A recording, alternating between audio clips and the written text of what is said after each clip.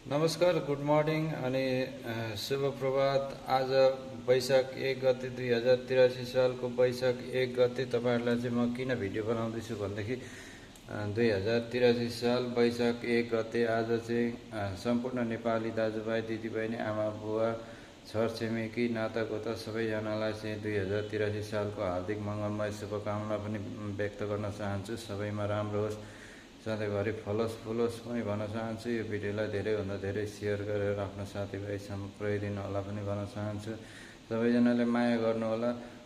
यो हाम्रो 2083 सालमा नेपाल सरकार अथवा हाम्रो देशको लागि लड्नुहुने सम्पूर्ण हाम्रो गृहमन्त्री, हाम्रो देशको प्रधानमन्त्री, हरेक नेपालीहरूमा चाहिँ यो सुख मङ्गलमय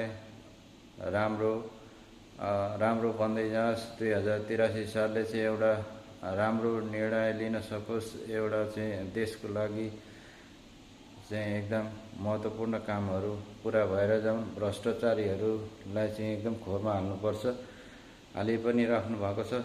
हजुरहरूलाई धेरै धेरै धन्यवाद छ। जय नेपाल।